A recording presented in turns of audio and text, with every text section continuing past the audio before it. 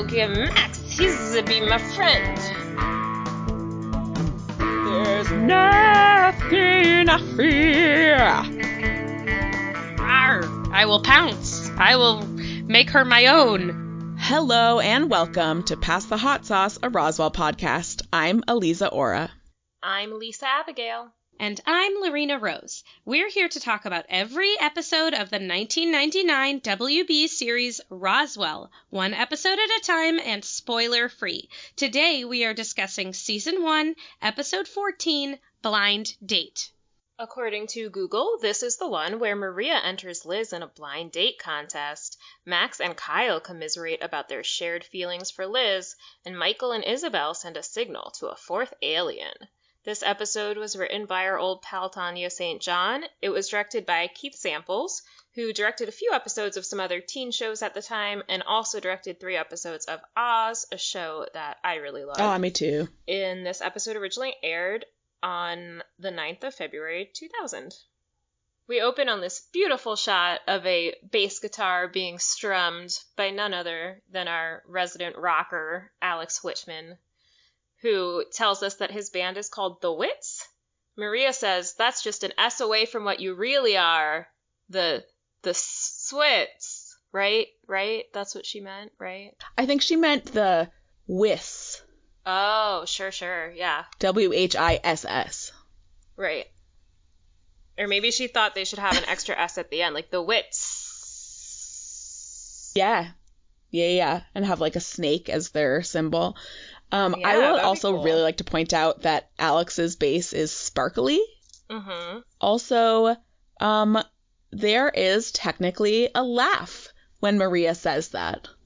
Alex chuckles. Oh, breaking it out I early. would call it a chuckle. You know, we talked about how in order to count as a laugh, it has to be like 2 syllables, like ha ha, not just ha.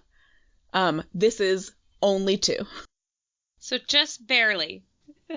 I would like to hear chastise Alex and or the writers for coming up with the band name The Wits, which is just a shortening of Alex's last name. Of all the amazing / terrible alternative rock band names that we got in the 90s, the best Alex could come up with was, what if I just dropped the man for my last name? Like, The Man would have even been a better band name than The Wits. Come on, people. The Man. I think it was like just to prove that it is his band. Right. So I did want to point out, before we move on from Alex and the Wits, that Alex has fulfilled his New Year's resolution that I helped him set, that he was going to make a band. Oh, and he yay. did it. It's only February. Great job, And Alex. it's not easy to put together a band. Like, finding a drummer is hard. No. Apparently finding a singer who doesn't have mono is even harder. Yeah, also, like, Yes. she got sick, a temporary illness, I may say, and they kicked her out of the band? Maybe they just replaced her for this Oh, performance. maybe just for this concert. Okay. I Yeah, hope so. I would imagine after this experience with Maria, they're probably not inviting her back. She sounded good, though, She sounded great. but was pretty awful. Anyway, we'll get to that. Everyone in this episode is awful. Just you wait. So the first awfulness that we start with that I took note of is when this KROZ or whatever, the radio station shows up, because it turns out that Liz Parker has won their contest. And the first awfulness, I would say, is the fact that Maria entered Liz in a contest. Maria is yet again inserting herself in Liz's love life. Not cool. Yeah. There is a lot about this that's messed up. I would be pissed if I was Liz. And I would be like, what the fuck? I didn't sign up for this competition and I'm not fucking doing it. Yeah, that's Maybe with less swear words because I'm in a 90s TV show, but that would be my response. totally what Liz could and should have done. This is also so weird. Like, they're just going to show up to where she works.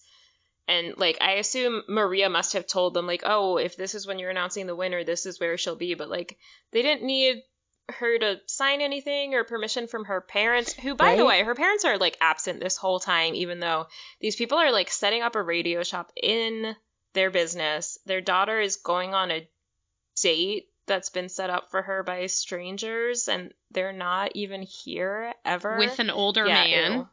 This is, I don't think so. Yeah, it's really... Yeah. There's a lot of problems here. I would like to say, though, that, like, what I took away from this episode in general, before we get back into, like, scene by scene, is, like, there were so many things I hated about it, like, in every way. But at the same time, it focused on certain relationships and people bonding in really beautiful ways.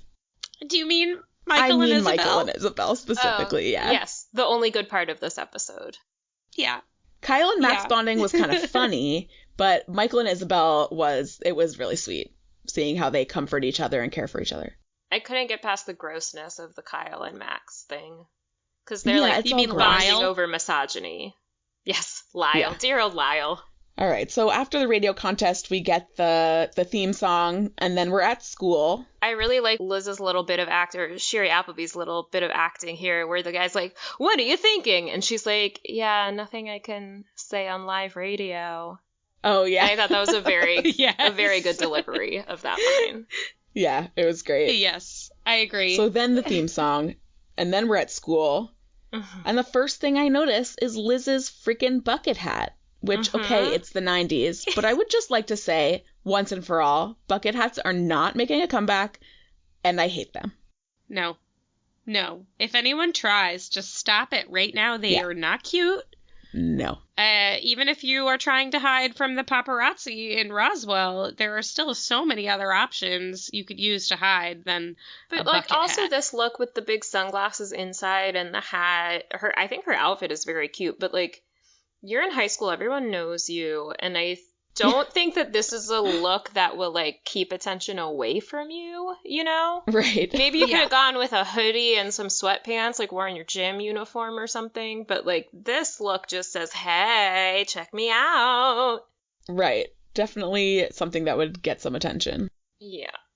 And then Maria sets us up here for the idea that Liz just needs to go on a normal date with a normal guy.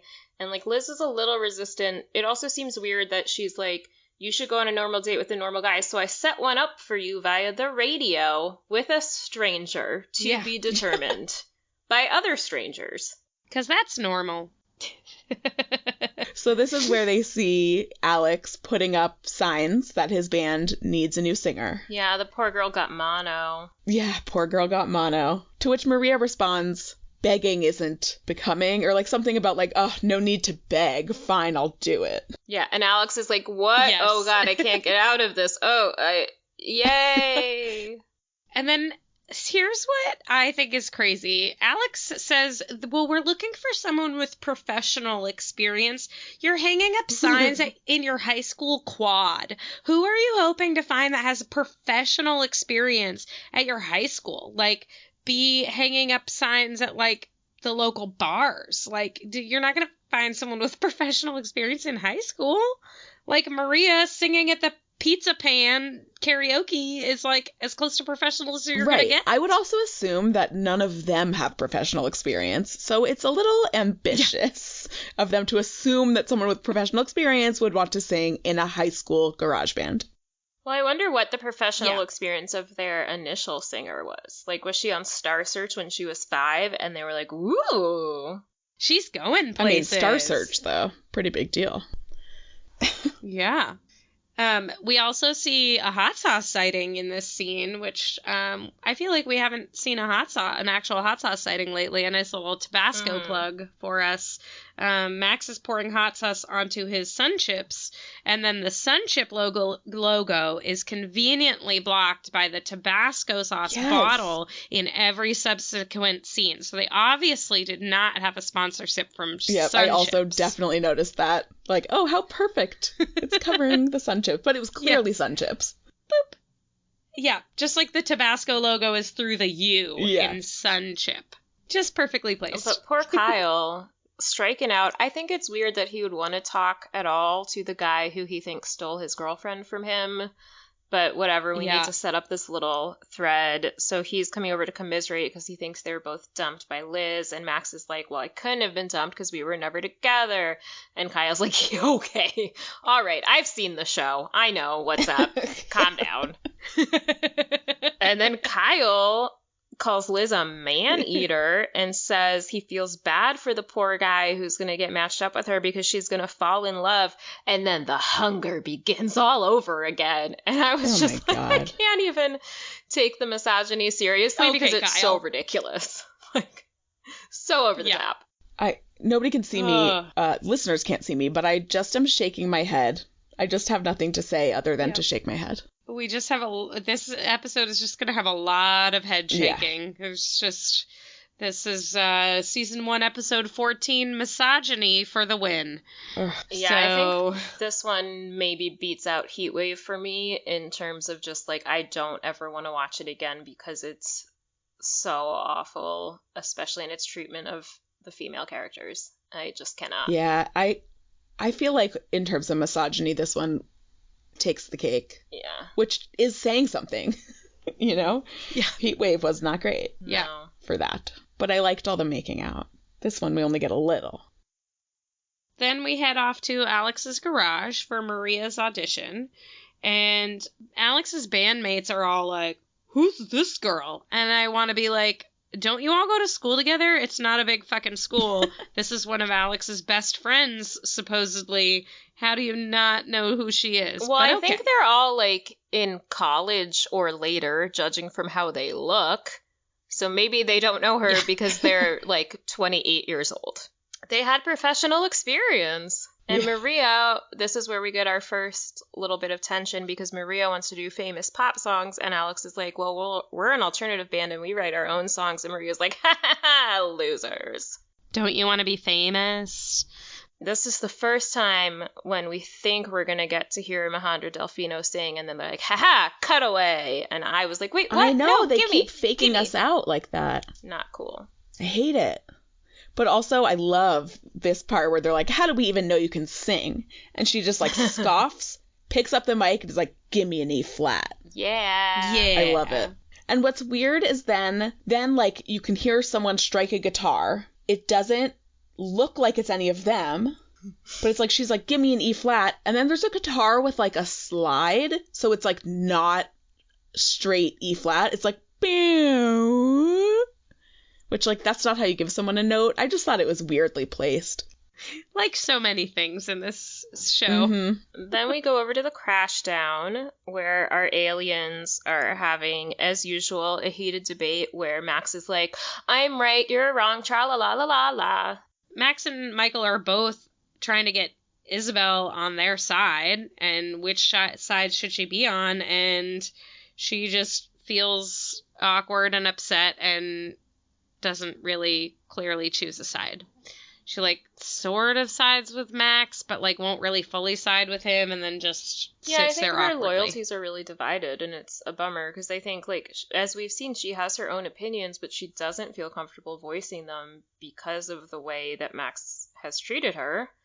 And so even if she does agree with Michael, she knows that if she challenges Max too much, he'll just shut down. And so I think the way she handles it, it's very much, it's like the way that you handle a family member who you know is emotionally immature. So, like, she waits until Michael leaves and then is, like, really gentle with Max and is like, Michael needs his hope. It's the only thing that keeps him going, and is trying to appeal to him on this level of, like, caring for Michael. But Max is just like, man, I'm in charge. I'm the best. I'm so cool. I think that was his exact line. Yeah, how did you memorize those lines so quickly? Yeah, I've been studying the tape all day. I also feel like the way I saw it is that she said it after Michael left. She said that stuff to Max because Michael would never, like, let her say that. He'd be like, hope? What do you mean? Mm-hmm. I don't have feelings. Yeah, he'd be like, I'm too cool for feelings. And this is where we see that the radio station is just broadcasting from the middle of a working restaurant. And so, listeners, we all record in our own homes and regularly have to pause because there's like a car going by or a bird outside, and it creates a ton of background noise. So I can only imagine how horrible of an experience this is for listeners to hear the clang of dishes and silverware and people talking and dishes being picked up and put down. And, oh, this seems awful. Yeah.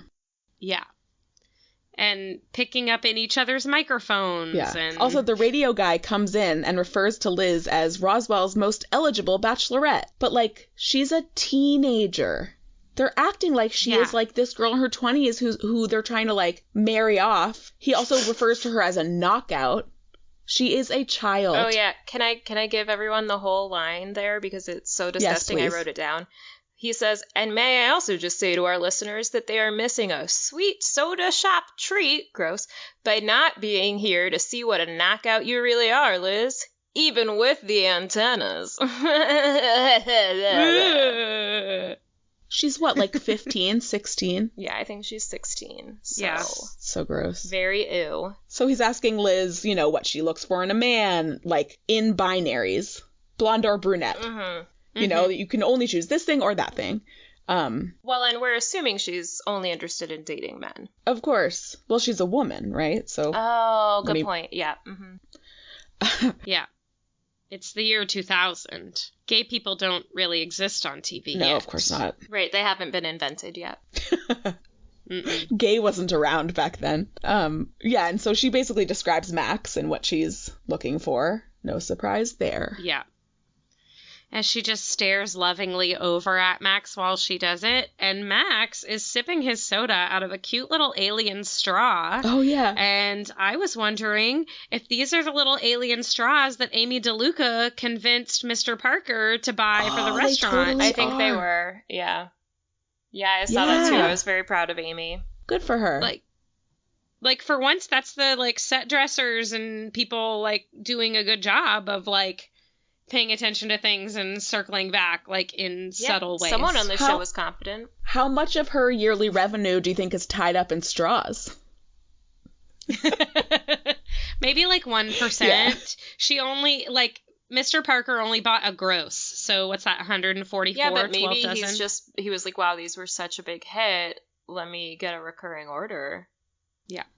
Or I'll buy maybe $1 million. he vanished into thin air, and so Liz has just been doing the ordering, and so she's like, I don't know, just a bunch of things. This is not a job a 16-year-old should have. I'm very overwhelmed. Whatever. Straws. So then we go to the band's audition, and the male judge here is played by Joshua Farrell, who is credited as Joshua Hutchinson, so I don't know if he changed his name or whatever, but I only point this out because he was also in an episode of the show Angel.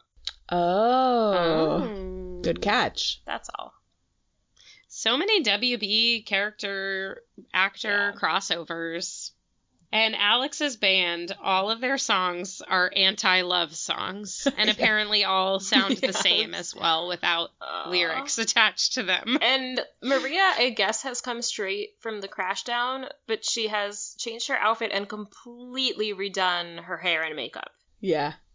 Yes, she had her hair styled under, and now it's in a cute little flip. But yes, and then it's going to go back to being styled under again it's after this Very audition. impressive how quickly she can do her hair.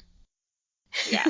And this is the second time that we almost but don't get to hear Mahendra Delfino sing. The judges are like, she is cute. Let's listen to her sing. And I'm like, yeah, let's. And then they're like, cut to the Crashdown. But not before Just she kidding. winks at the judges. Yeah. Bold move. Yeah, my next note is Maria is back at work and her hair is bad again. Yep. She does have a little bit of a zigzag part going, though, when it's flipped under, which is like the only redeeming quality of the way her hair is styled there. I do love a good zigzag Yeah, it's part. true. I did notice the zigzag part, but it's not quite as defined as it should be for a zigzag part. Mm-hmm. So in this scene, I was confused because a bunch of guys have apparently just shown up to the place where they know that Liz works because Dum Dum announced it on the radio. This seems real inappropriate. Like, are they entering the radio contest by just coming to harass her at work? They were like, oh, a teenage girl is single. Let me go to her business. Rawr! I will pounce. I will make her my just own. Attacking. The guy on the radio said she was pretty, so I'll show up there. And I'm assuming to enter the contest, they have to apply to the radio. Yeah, not to Liz personally. Yeah. And then also, like, they're calling her. So, like, did they announce her last name, or did people just find the Crashdown's phone number? And, like... They did say her last name. Oh, they did? Why would you do that? They said Liz Parker. She's in the freaking Yellow Pages. So now her answering machine is all filled up. Alex has to come over to reset it after the 100th call, which is not how answering machines work, but very cute that they're like, mechanical troubles. Alex, get over here. I think, but at a certain time it was how they worked, because I remember that it was like on little tapes. Yeah, so you'd have to just put in a new tape. Not reset the but machine. If they only have one tape, I don't know. Then you have to rewind it and report over it. She's not going to call any of them back? No. But we're establishing that he's a geek because he can fix her answering machine, which is like a good setup for Maria being like, the guys have no style. And Alex comes down and he's like, we're normal, not thrift shop freaks. And then she calls them geeks, and he's like, we are high school geeks, and we like it like that. I know, I love that line. Me too. Did we see the clothing that she pulled out of this thrift store bag? Because it was silver and shiny. Oh, it looks like it's for a disco. Yeah, it was like a disco ball on clothing. Yeah. Honey, no, they're not going to wear that. No. Right, like it's one thing if that was what she got for herself, but then she was like, oh, I got this for the guys. Yeah. She already has fashionable clothes. But Liz knew it. Liz knew they weren't going to like it. She's like, I think they like to dress themselves. Yeah.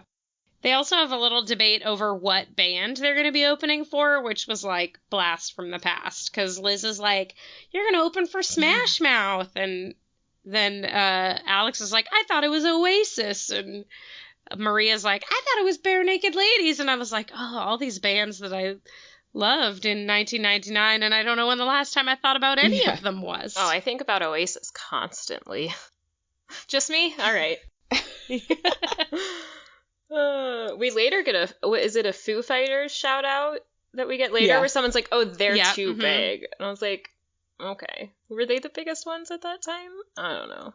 But Oasis, who is... Aren't they British? Yeah. Right. But Foo Fighters are too big. Oasis, though, would definitely come to another country across the Atlantic. Well, maybe that's why they had to fly into Albuquerque, because that's where the international airport is. Right, of course.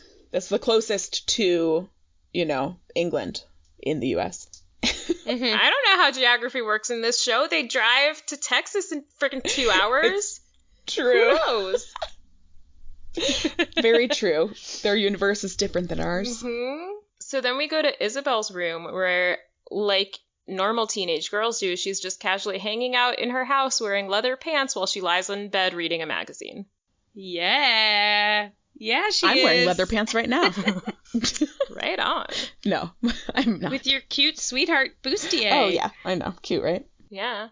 And then in the original airing, she was listening to Blink-182's Adam song, which is their song about teen suicide.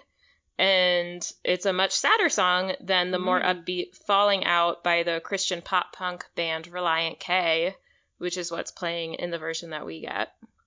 So I thought that was worth I did noting. love Relient K then, too. I totally saw them at Bamboozle one year. It was pretty cool. I saw them multiple times. I discovered them when they opened for the OC Supertones. Right. That was my jam in that era. But anyway, I did not peg this as a Relient K song, so thanks for looking it up. It's playing pretty low, but the tone of it was, I think, very different than the Blink-182 song would have been. So Michael shows up. Isabel's like hesitant, but she goes with him. He's like, we're not telling Max, because Max is a dick. And she's like, oh, Alex got us tickets to the concert. We shouldn't miss it. And it's like, oh, it's so sweet. Yeah. She still likes him, even though she doesn't want to be with him. And she had to be like, back off. I'm hoping this means that he got the message and was like, okay, here are 2 tickets to the concert. Bring whomever you want. I just look forward to seeing you there as friends. Yeah, it's nice to know that, like, she really does care about him and consider him a friend. Yeah, but Michael is her family, and so she goes with him, which is nice because he needs someone in his corner. Yeah, and she totally knows that. Yeah. recognizes it. And then we head to Liz's room where she's getting all cute for her date. And she's back in the room that they used for the pilot. So I had thought that this was just a pilot set, and then they switched over to that other set that we've been seeing most of the time. She has not had this exposed brick wall or this, like, window to the balcony in the same place. It kind of disappeared Really? after the earlier episodes. She's had just, like, the painted room. I need to look back and see if there are any scenes where you can see, like, a little bit of the exposed brick, but, like, the setup on this is totally different than what we've been seeing up to this point. Huh. I did not catch that. I always thought Liz's room was the same. But I don't notice those things as well as you do. Yeah, I just assume, like, oh, they're filming from a different angle. Also, I guess here is where we learn that Max doesn't know about phones and that he can call somebody. Because he's just standing outside Liz's room. Well, but it's not real Max. So in Liz's imagination, this is what Max would do. Elisa's looking at me like, what? This isn't real. He's not really there. It's a dream. Oh, yep. Take that out. No, I'm sure there's someone who's Can't listening do. who was confused by this too. Well, when it first happened, I was like, oh, Max is at her window. He's going to profess his love to her. When I did my first walk through, and then there's, like, the kiss, and I'm like, wow, this is really intense. And then I was like, oh, man, it's just a dream. Oh, when he first showed up, I was like, what a freaking creeper. He's just standing outside her window watching her get dressed. This is not cool. That is what I thought. I was watching this, like, on the train, taking, like, scribbling notes in my notebook, and just, like, totally missed that. No, I'm sure a lot of people did. At the end of the exchange, it cuts back to her just being in her room looking at the mirror again by herself. So I probably was writing and looking down at that moment. I was thinking missed that about part. how unsafe it is that there's just a ladder that leads up to this little landing outside of her room, and she never seems to lock or even close her window. This is how people get murdered. Liz. Yeah. Yeah. Yeah. And the radio station van shows up, I guess, to, like, drop off Bland, which is what I've renamed her date because I can never remember his name because he is so boring. Bland. His name's looks fake. Doug. Like, he looks like not a real person. He looks like they just, like, cut a photo out of a perfume ad or something, or a cologne ad in a magazine. And just pasted it on an extra. It's very weird. Yeah, so, like you said, this is where we meet Doug Shello, whose hair is almost blonde. This is not a dark-haired mystery man. No. But whatever. It's like dirty blonde. But he's studying to be an archaeologist, which means someday he'll go to exotic places. Right. And like we said, he's in college, which means he's probably 18. Liz, we think, is either 15 or 16.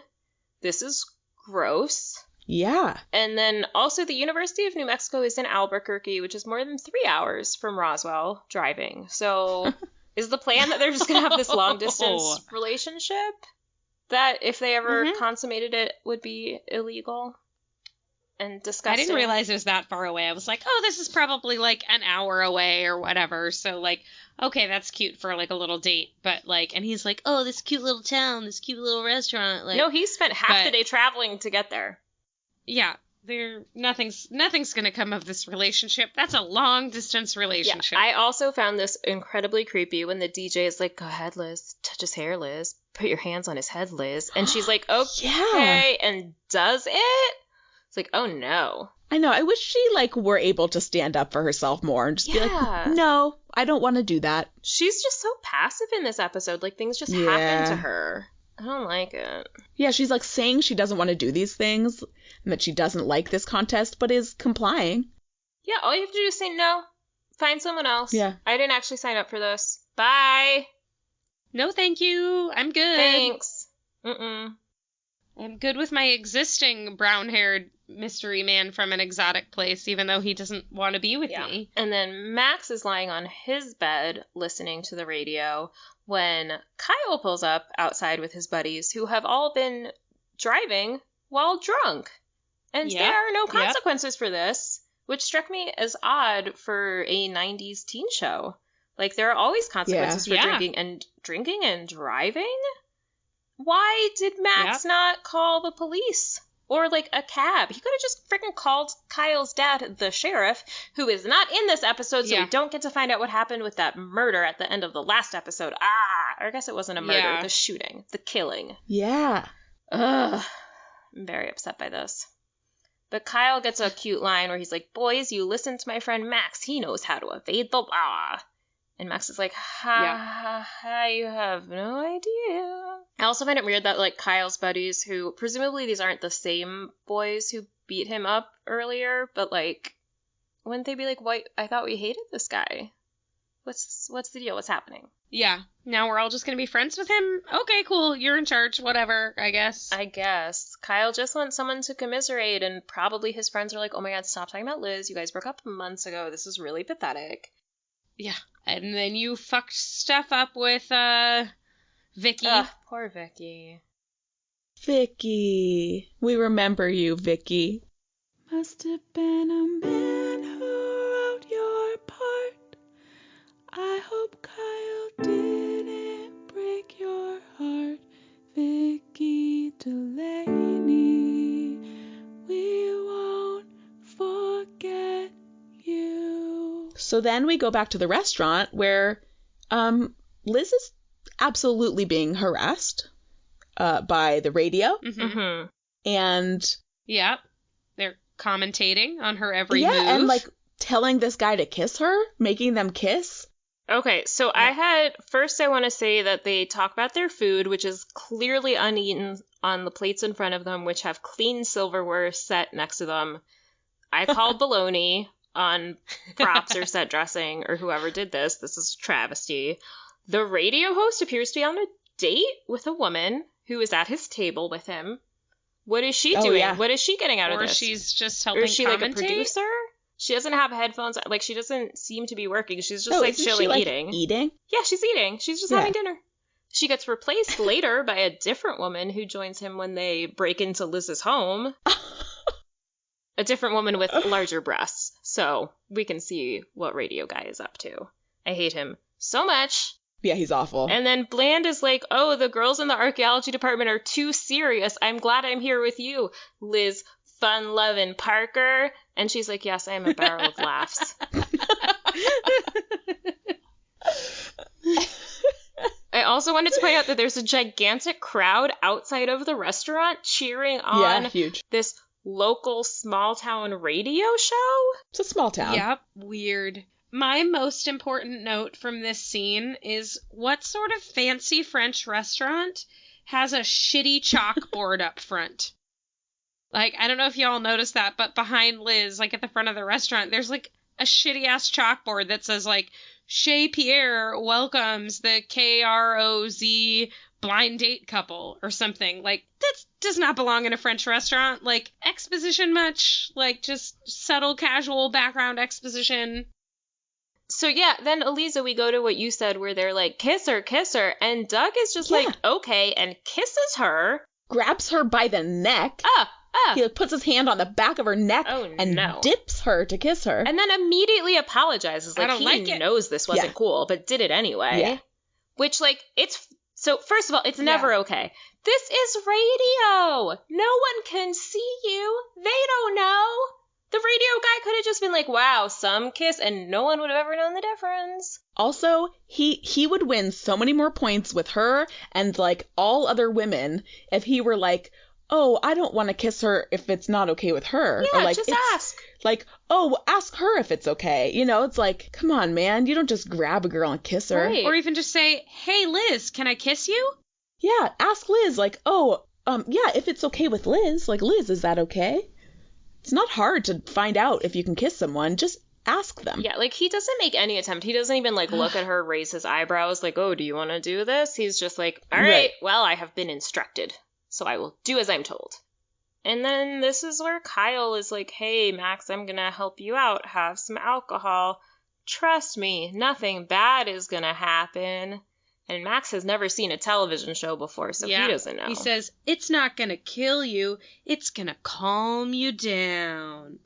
So Max gets, like, super hammered from the tiniest sip, and Kyle is just like, oh, haha, I guess you've never had a drink before. But, like, no, this is really weird. Kyle would have been like, oh, that's bizarre. I wonder why you're having this reaction. I've seen a lot of people drink before, and none of them have ever But behaved Kyle's this already way. also drunk, so Yeah. he's not really in his full capacity, and maybe just thinks Max had more alcohol than he said he did. Or that I also don't would know. not affect Max that quickly if he was of a normal human persuasion. No.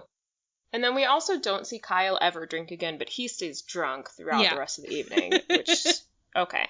I think it's really unlikely that at 16 years old, none of the aliens have ever tried even a sip of alcohol before. Like, the Evanses having a sip of their parents' wine at dinner, or Michael finding his foster dad's stash of beer and being like, whatever.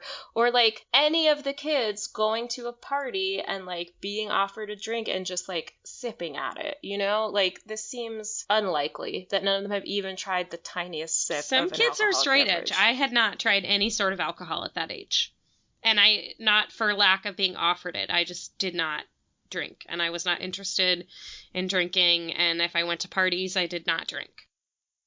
Yeah, I Yeah. didn't drink at that age either, but, like, I had definitely, like, tried a sip of my parents' wine at some point when we were traveling. And I think, like, among the three of them, I don't think any of them are straight edge, certainly not Michael. Yeah. And, like, they're definitely Right. going to parties. I was going to say, like, maybe Max or Isabel, but I feel like Michael totally would have tried alcohol before. Yeah. You know, because, I mean, Hank has, like, beer cans all over the place. Yeah, and tells Michael to use them in place of milk for his cereal. So maybe Michael avoids alcohol because of this experience Yeah, with Hank. that's a good point. Yeah, But absolutely. I don't know. I still was like, I know not all teens drink. Again, I didn't. But, like, it seems convenient that none of them have had the teeniest, tiniest little sip of any alcoholic beverage at any point ever in their None entire of them lives. had ever had their blood drawn until recently either, though. So, you know, This is fair. Yeah. This they're is having fair. so many Yeah. new experiences. And Kyle calls Max a wussy for getting drunk so quickly. We don't need this. And then all of the other jocks, I guess, are just like, oh, cool, Kyle and Max are hanging out now, so we won't follow them or pursue in any way. We'll just go do our own thing so they can have the rest of the episode Yeah. to themselves. Yeah. So they can have their bro dude time. We'll leave them alone. It's like, oh, these two want to be alone. And in my notes, I just wrote, drunk Max runs from Kyle. Yeah. That was actually cute, where he's like, okay, get ready, go. He's like, ready, go. I put, I'll beat you to the mailbox. What a test of manliness. Because that's how you prove you're not a wussy. You run to the mailbox. And then Yeah. it turns out Max has, like, super running powers. Yes. Or he just catches Kyle off guard. No, but I mean the fact that he rounded the corner and then Kyle rounded the corner Oh. not long after him, and he is gone. Gone. Yeah. Well, he's probably just up somewhere that Kyle Up. hasn't looked yet. Yeah. Yeah. I also wrote in my notes, Max is Stefan Salvatore, which some people hopefully would get because in the Vampire Diaries, the vampires can run super fast and also just, like, jump to the top of a building. See, I thought of Buffy, like, in the scene where, is it season 1? Yeah, where she just is like, oh, you're not allowed to go outside of campus for lunch. And she's like, oh, okay. And then just, like, hops an 8-foot fence by jumping straight into the air. Yeah. Yeah, Buffy also can run super fast. Yeah. Maybe Max is a slayer and he doesn't know it yet. He's either a slayer in the Buffyverse or a vampire in the Vampire Diaries Ooh, universe. what a tangled web. I know. Such an identity crisis. Yeah.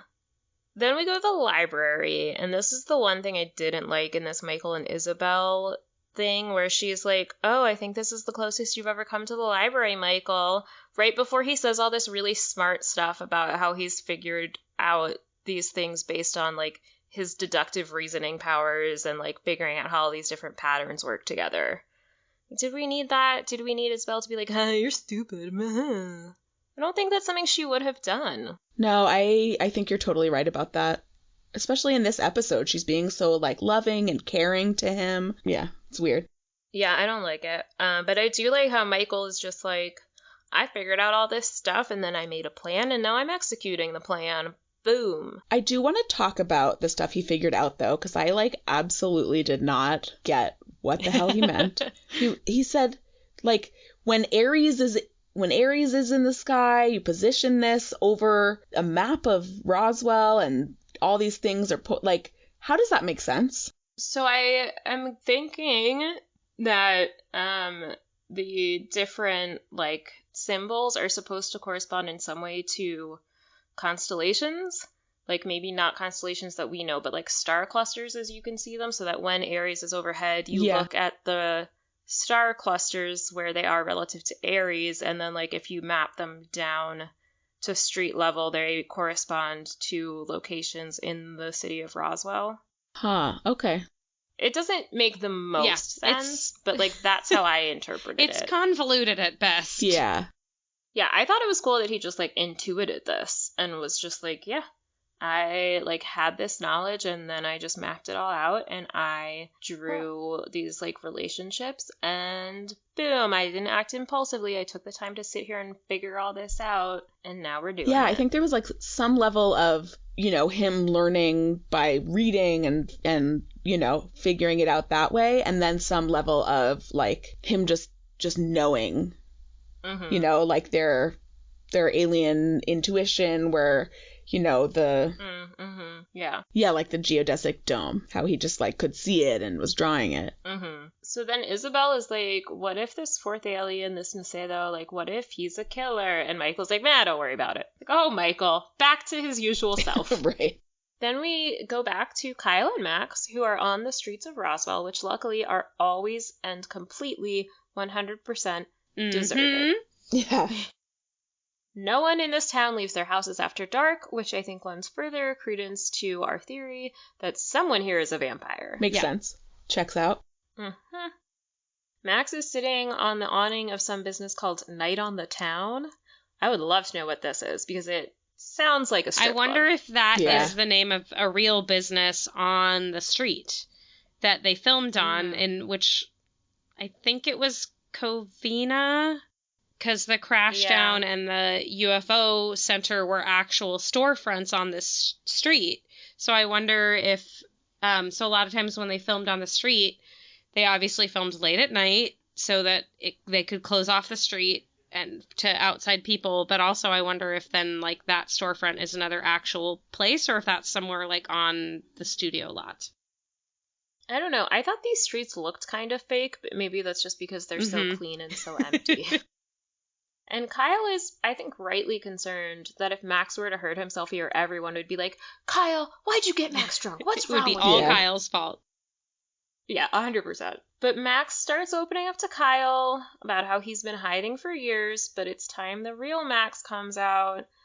And then Kyle says he wouldn't be gay by any chance, would he? Haha, it's so funny. I love all those gay jokes. Also because if this were Max actually coming out to him, that's not how you react. But I think Kyle could make the joke because he's so certain that Max could never be gay, because Max isn't the kind of person who would ever be gay. Yeah. That's how I feel about that.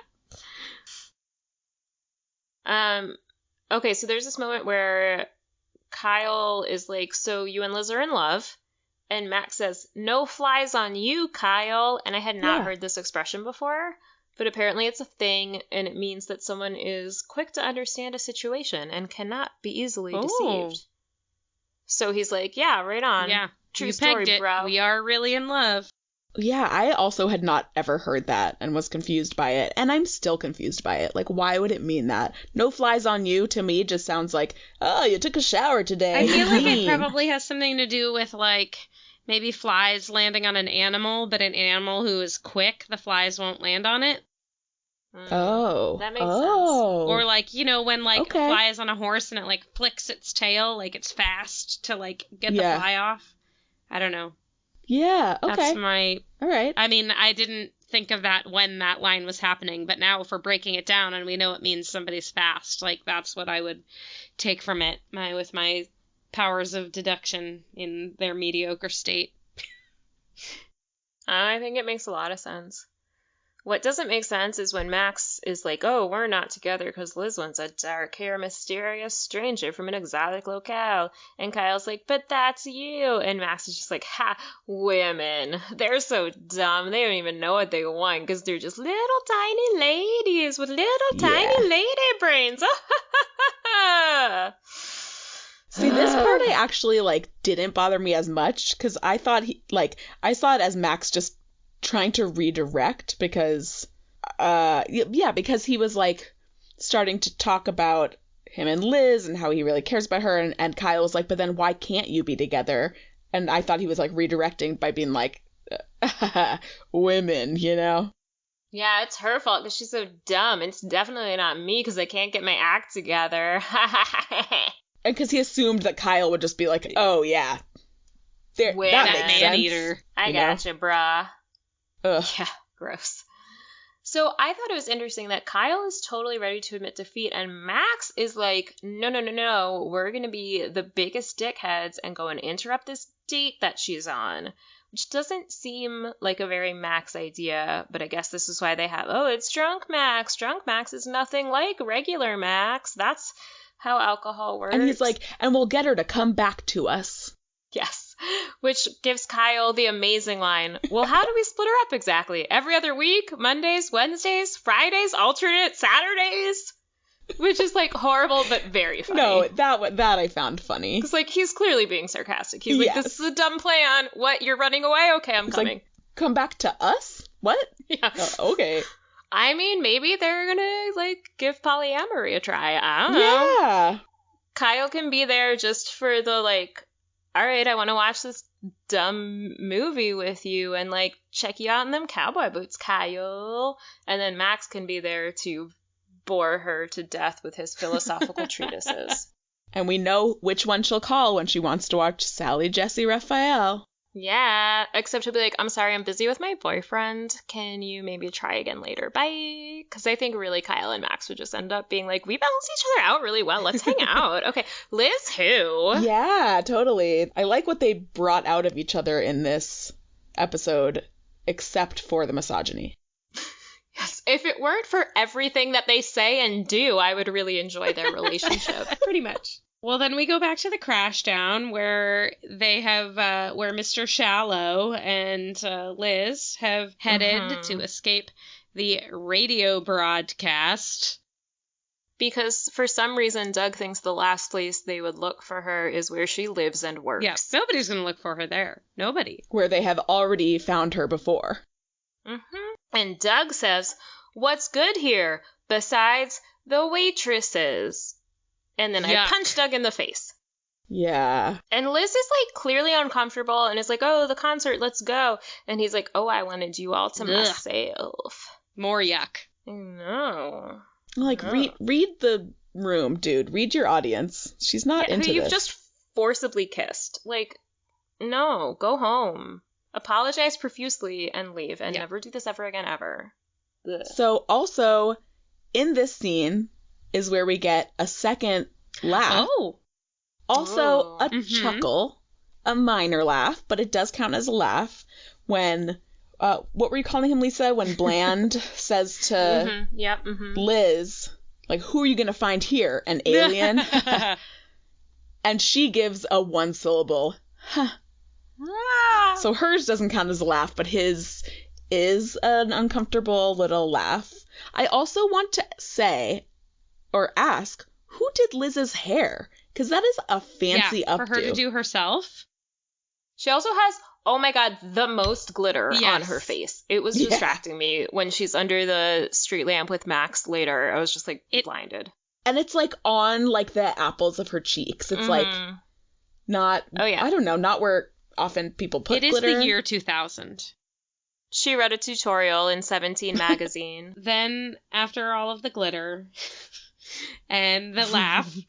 Well, in the midst of all of the glitter. Yes, in the midst of all the glitter, we head to the nightclub where Matt Walden from The Record Company, quote, unquote, has arrived to listen to Maria and the Wits sing. And to that I say, what record company? Where is this record company located? Oh, some of my favorite bands were on the record label. It's my dream to be signed by the record label at the record company. Yeah. It reminded me of the Real Big Fish song Sell Out, where they're like, the record company is going to give me lots of money. And I was like, yeah, they're going to give me real lots of money because they think she's the next Celine Dion. And she's like, ooh, I think of myself more as an Alanis. Yeah. And I was like, yeah. First, she does laugh at that. So that is our third and final laugh. 3? All right. Yeah, they're like, our new Celine Dion. She's like, I always thought of myself more as an Alanis. Which, like, Totally. yeah, also, I don't know where they got Celine Dion from. She was big at the time. Yeah, like, what did she sing at the audition? Yeah. Was Maria out there like, yeah, yeah? Those big pop songs that the record company is bound to There's love. nothing I fear. It's beautiful. We should do a cover of that song and send our Agreed. demo into the record company. Absolutely. We can have the Whits back us up because, as Alex reminds us, they're his band. Of course. Also, I want to point out the guitarist's hair is that Nikki. I don't know who's who, but Who the cares? hair, all the spikes. Like, we thought Michael had spiky hair. Oh my goodness. All the individual spikes. That's some good spikage. I think he used glue for that. Yes. Oh, probably. Yeah, like wood glue. Yeah, I feel like you gotta. Yeah. Then we go back to the library where Michael is more sure about this than he's been about anything in his life. And poor Isabel is like, well, why do you need this? Like, we still have each other. Isn't that enough? And then she says, I'm just afraid that you won't find what you're looking for, or that maybe you will and you won't need Max and me anymore. And Michael's like, that's not possible. She makes and me it's want to very cry. sweet. Yeah, I love this part. I get it because she's a teenager, but I also feel like she should just want what's best for him and like consider how different his life has been from theirs and that he's been completely miserable. And like he really does need this hope of something or someone coming for him. And like I get wanting to be enough for someone and like being like, hey, but we're your family too. But like I want her to be like, yeah, I'm here for you 100%, but I also want you to know that like you still have us and I hope that we can give you like something of what you need. Yeah. And then it's a good thing that there is no one out on the streets ever because they light a gigantic fire on the lawn of a public building. Yes. Yeah. It's vandalism.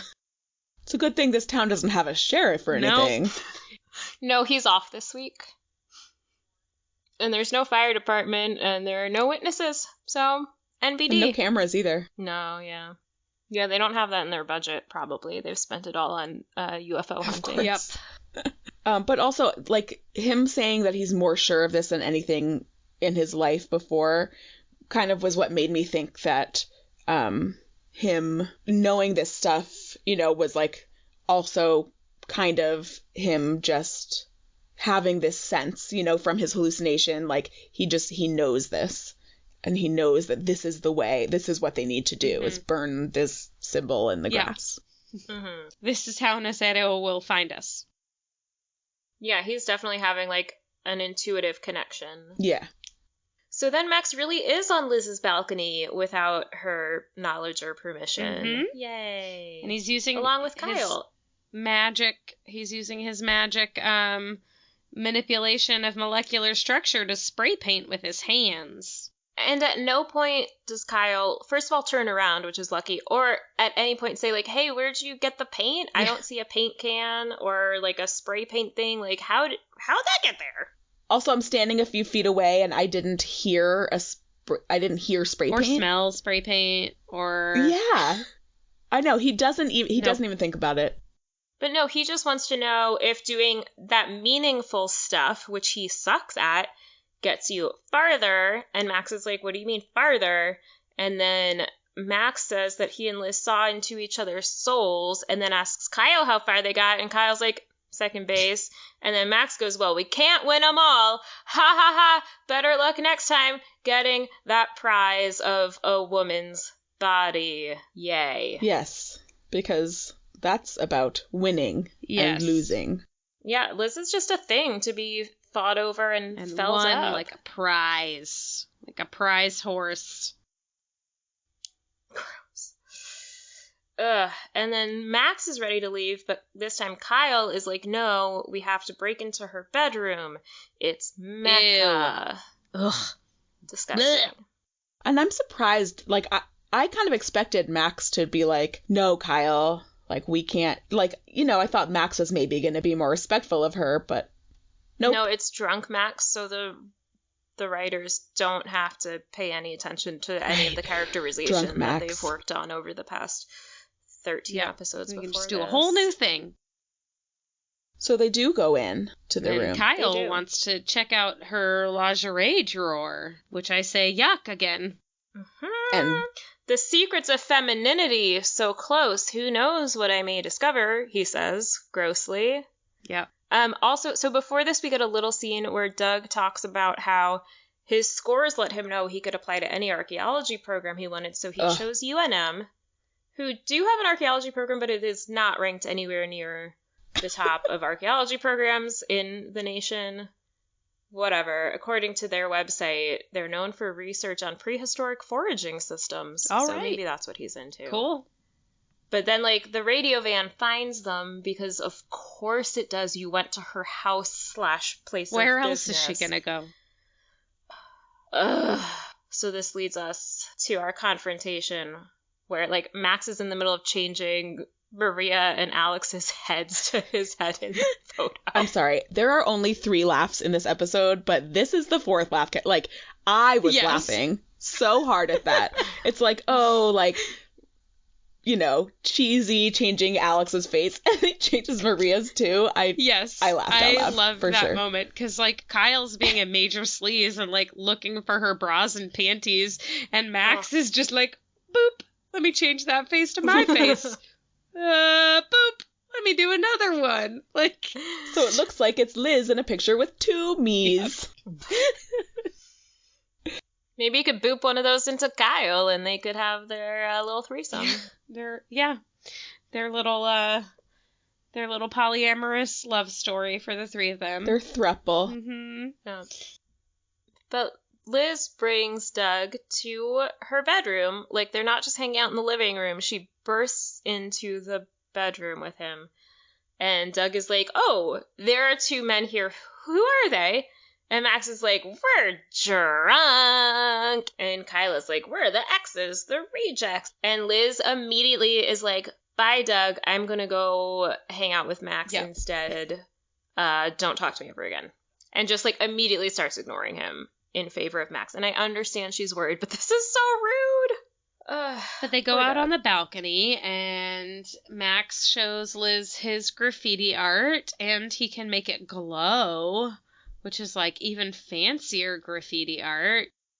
Which he shouldn't be doing with people just, like, right on the other side of that window in the room. Well, he's going to get to a bunch more stuff he shouldn't be doing that anyone could see as well, so... Yeah. Yeah. And then the gross radio DJ comes bursting in and is like, I knew it, people. Doug has already maneuvered his way into the bedroom, gross, with, another guy? Yeah. So they have broken into Liz's home now. They've presumably, like, gone through the restaurant and up the back way and burst into her bedroom? Yeah. Where are Liz's parents? Where's the damn sheriff? It is not legal. They can't be breaking into people's houses. No. And this is where the DJ has a different woman with him. Bustier woman. Which, good for her. Yeah. But, like, I was having trouble paying Lovely. attention. Good for all of us. Yeah.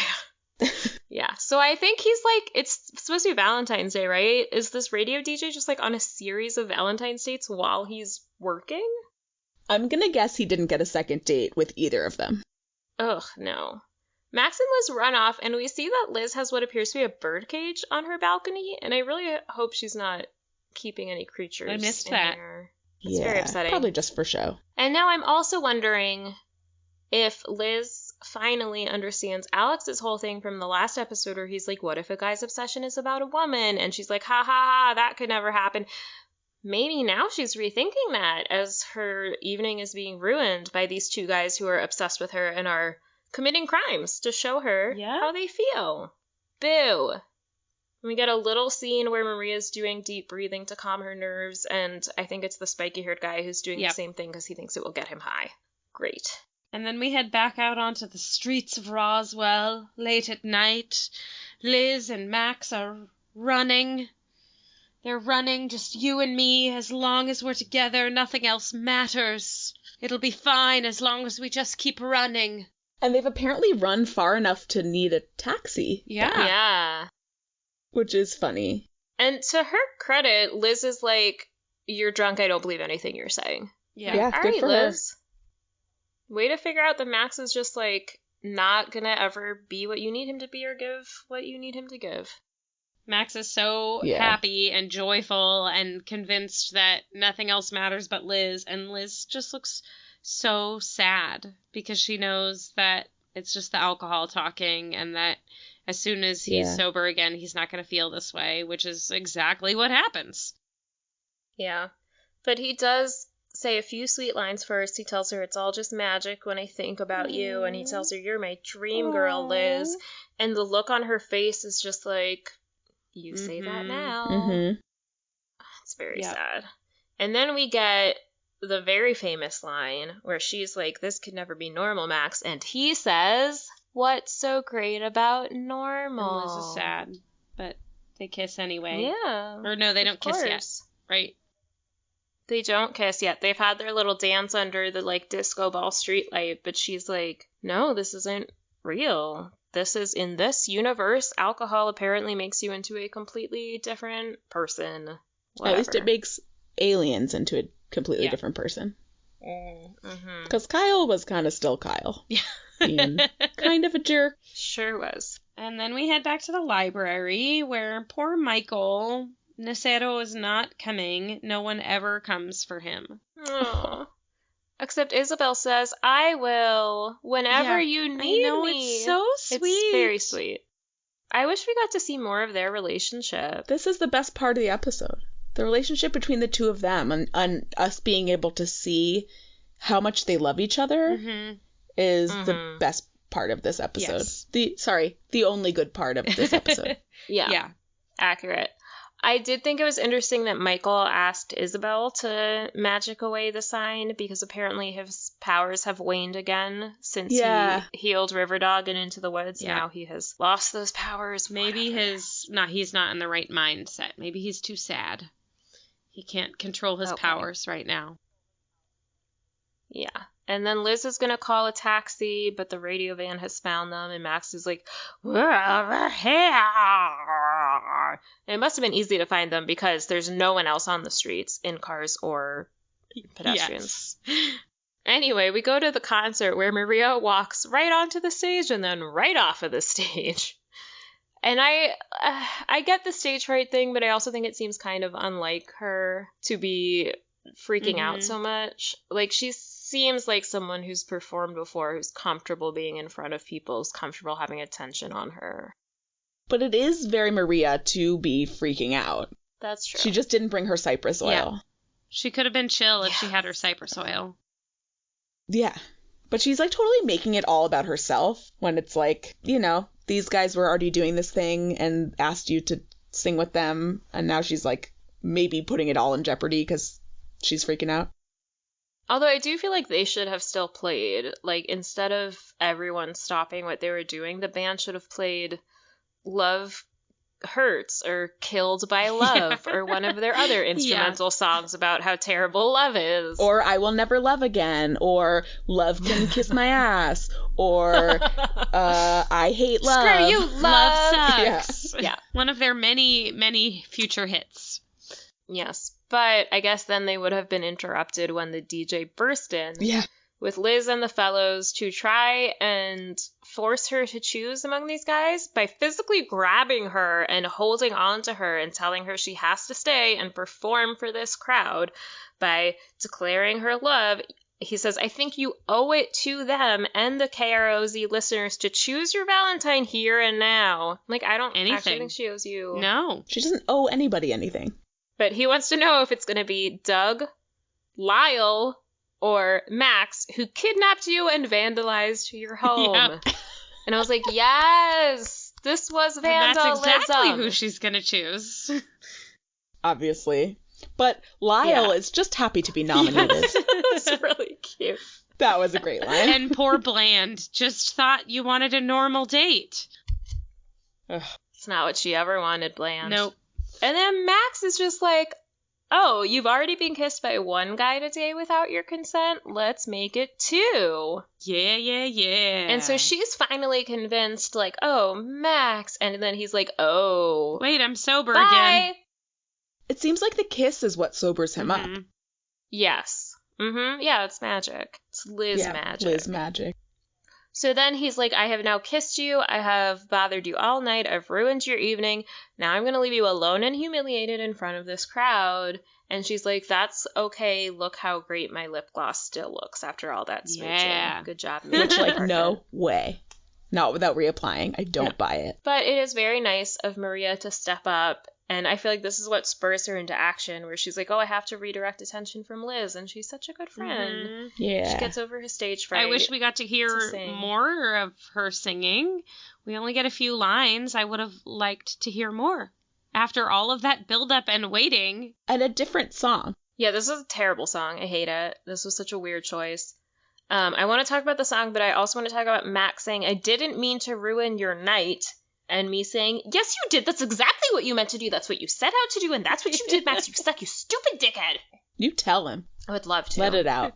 So the song that we finally get to hear Alejandro Delfino sing is not like some big poppy number. It's Phil Collins, In the Air Tonight, which is a song about divorce. She starts it not at the beginning, but with the 4th verse. And I don't really know a lot about this song or Phil Collins other than, you know, the Tarzan guy. So I read this New York Times article from 2016, and I just wanted to share with y'all this quote about the song In the Air Tonight, covered by Alejandro Delfino in this episode. And, I want to see if anyone got from this what this article got from it, because I did not. Okay, now, quote, the song's cavernous, brooding atmospheric somehow encapsulated and suffused the 80s.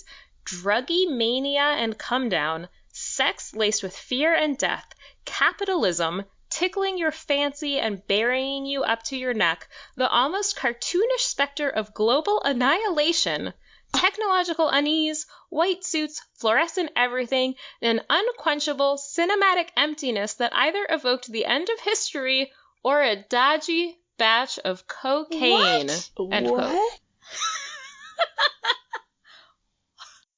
It's like, what song were you listening to? Now that they're saying it, like, I do hear how they could take some of that from it, but, like, capitalism? That's a lot. Yeah, I don't... Oh my god, so bizarre. So freaking bizarre. It was very intense, and I did not get any of that from the performance that we got, which is no fault of Alejandro Delfino's. No, and it's a bummer, because she clearly has a lovely voice. But they chose a song that, like, does not showcase it at all. That's probably what they could get the rights to. Yeah. Yeah, and, like, it thematically maybe kind of, I get what they were doing, where they're like, oh, there's something coming in the air tonight, and then we see who we presume is Nacedo coming and, like, relighting the symbol. So it seems like Nacedo is a white adult male. Or maybe that's just the form he's taking if Hubble is correct and he can shift into any human body. Who knows? We'll just have to wait and find out. Yeah, that's our big finish. Yeah, it was quite a cliffhanger. Quite a note to end on. Yeah. The very end of my notes just says, library, man, exclamation point. Fire! Before we go for the day, we must choose hot and saucy winners. Mm-hmm. Now let's see who's hot and saucy.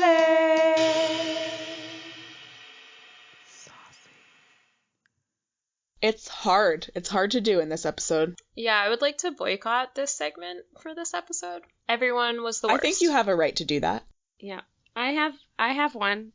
Yeah, what's yours? It's Isabel when she tells Michael that she's always going to be there for him.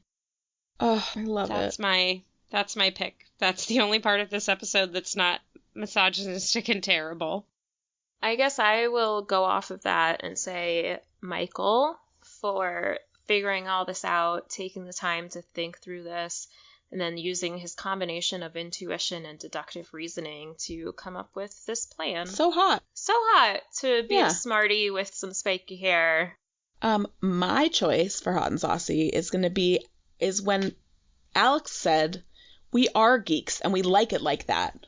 Because it's so hot for somebody to be happy with who they are and like have no problem just saying, this is who I am and I love it. Yeah, right on. Especially for a high schooler to be happy being geek. Mhm. It's awesome. See, we found Totally. things. We found I love that hot line. and saucy things for this episode.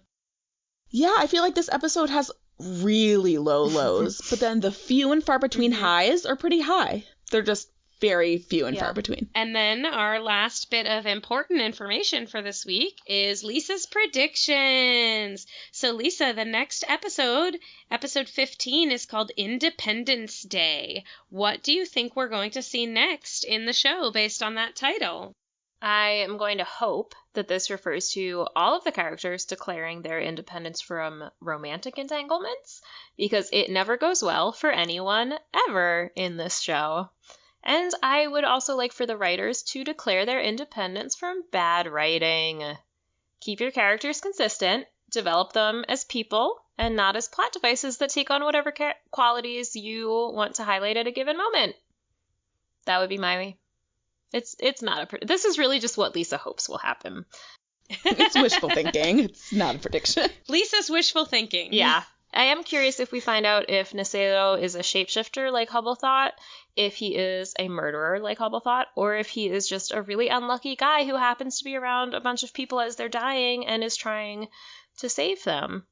It seems unlikely, but I hold out hope. And I want to know if the sighting of the UFO was actually related to him. Had he left at some point? And if so, why? And is he just returning now? And if so, why? Or is he stuck around, but he hasn't revealed himself to them? And if so, why? And then I also want to know where the heck Jim is and what he's doing and how this whole shooting thing worked out for him, because I'm very concerned that he's going to get in trouble. He doesn't have a good explanation for why he shot this person. And I don't know how any of this will be received, so I hope that we find out. And I hope that Jim comes back and he and Kyle work on their relationship. And Kyle and Max work on their relationship. They can go to the eraser room together, take a little time, get to know each other, take off their shirts. I don't know, whatever, just spitballing here. Thanks for joining us this week for this discussion of misogyny and lack of consent in the kissing of women. Boo. We will be back on Tuesday, March 3rd with episode 15, Independence Day. But first, we'll have a new mini-sode out next Tuesday where we'll be discussing the 2001 Ivan Reitman movie, Evolution. If you're looking for more information on our podcast, including show notes, visit us at roswellhotsauce.com. Please remember to subscribe to this podcast wherever you listen, and just take a few minutes to give us a rating and review. It really helps folks to find us. In fact, as an incentive, if you rate and review and then screenshot it and send us that screenshot, you will be entered to win a brand new Pass the Hot Sauce sticker. You can send us that screenshot to be entered into the giveaway by emailing us at roswellhotsauce@gmail.com, or you can direct message us on Instagram or Twitter at roswellhotsauce. Pass the Hot Sauce is produced and edited by Ashley Hullett. Our theme music is by David Belcourt, and our logo was designed by Billy Murray. Until next time. Don't bring your personal problems into this, Maxwell. It's too important.